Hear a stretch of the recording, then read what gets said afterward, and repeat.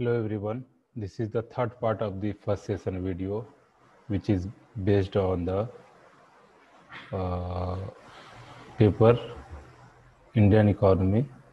The topic covered in this video so far is that Indian economy during pre-British period.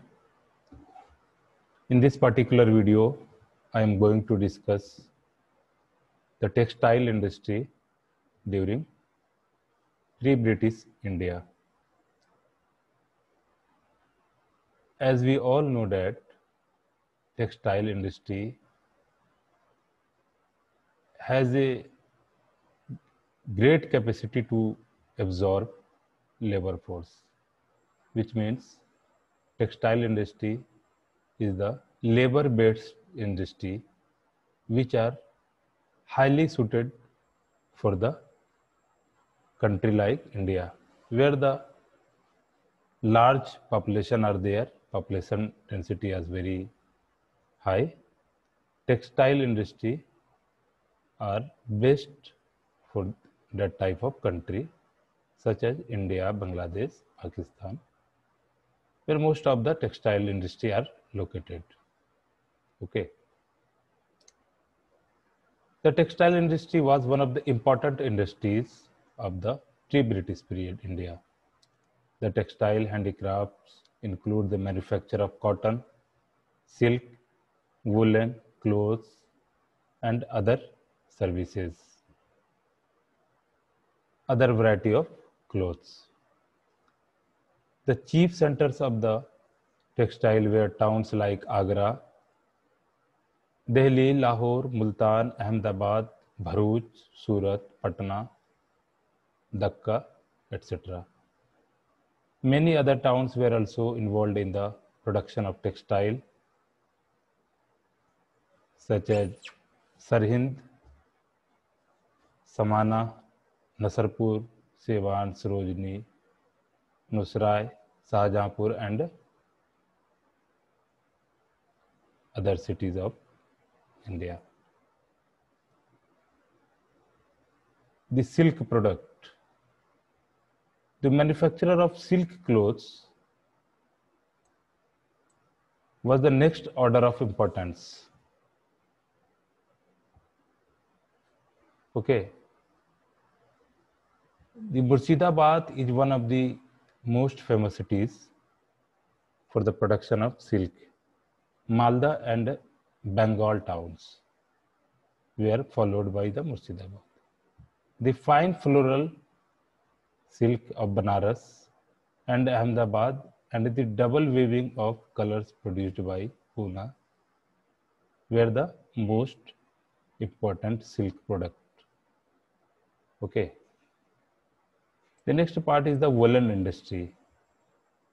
The important product was Kashmiri shawls produced in Kashmir and other towns of Punjab like Amritsar and Ludhiana. Kashmiri shawls had a great demand all over India. By 1850, the shawls became very much popular in Europe and France. However, it faced many hurdles like France-Germany war, introduction of new techniques, availability of cheap substitute product leading to decline of the industry. Okay. You will find the most of the woolen product were produced in the northern India, mostly in the Punjab and Kashmir. The reason is that the northern part of India usually cold, having more cold than central and southern part of India. That's why the woolen product of northern India is better than other parts of India. Okay. The next industry is the metal industry. In India, the manufacture of steel and wrought iron had high perfection almost 2000 years ago. 2000 years ago. Okay, it is known that the iron industry not only fulfilled local wants but also exported the product to foreign countries. The quality of metal was worldwide popular.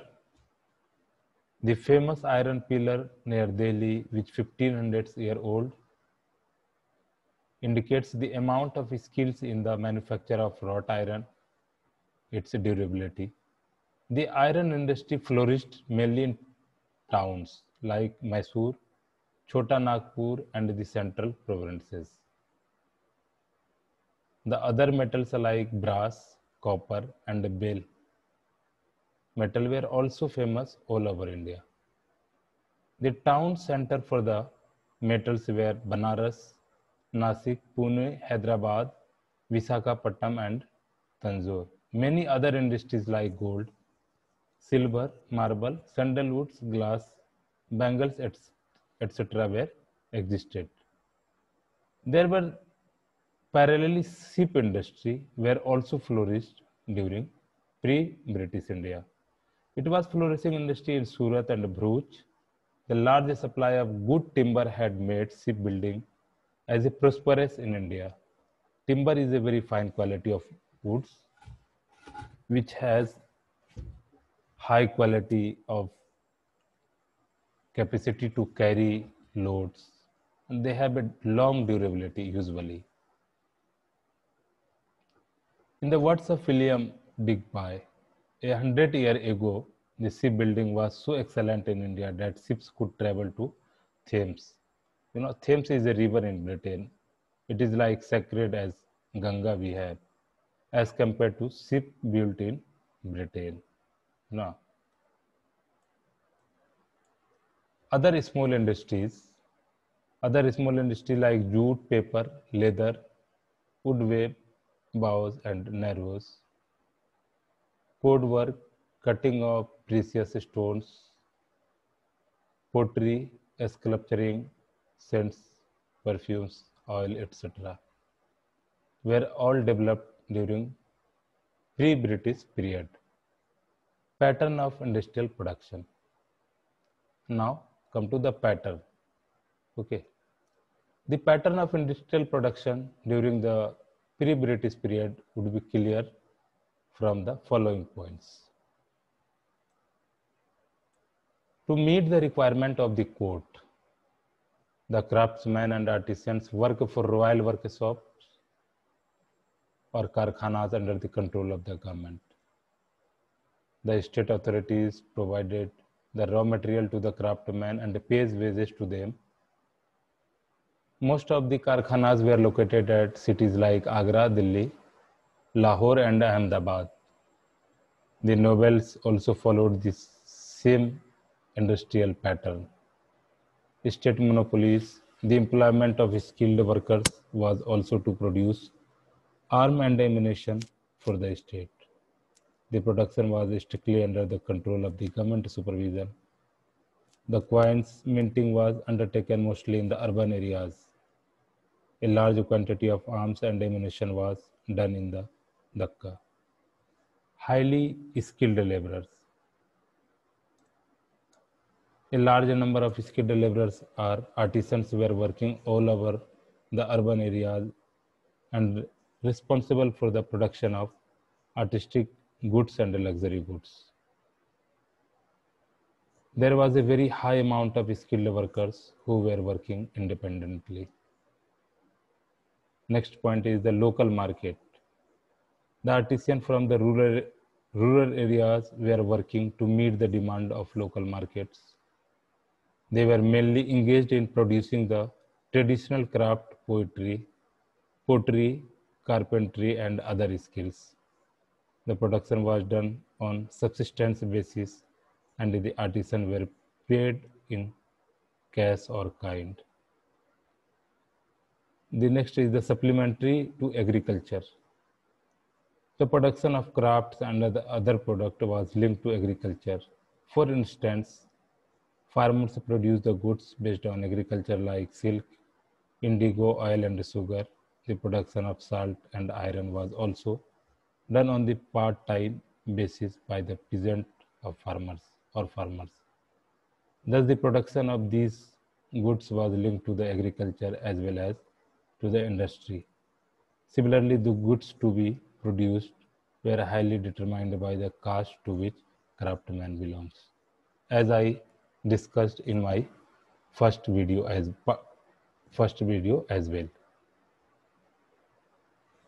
Now, next point is the factory system. What was the system of factory? What type of technology we are using in the factory during that period? Introduction of factory system. As the trade activities increased, the nature of production, the methods, demand conditions change. As class of merchant was developed and they started having control on the production. The merchant supplied the finished product to the foreign traders. The artisans were employed in the large number and they were paid for their services by the merchant. Technology were used in the industry. The technology were used in the industry where most of the technologies were stagnant in nature. What does it mean? In spite of the development in the methods of production of the manufactured goods, the countries like Europe and China were far ahead of India in terms of technological progress, especially in the use of wind and water power, printing, metallurgy, and basic goods. It is very difficult to find the reason for the backwardness, but we can say that the system of production was highly caste system oriented. That is, the belief was more in transferring the hereditary skills from one generation to another and resistant to the labor saving technologies. This was the system of the industry during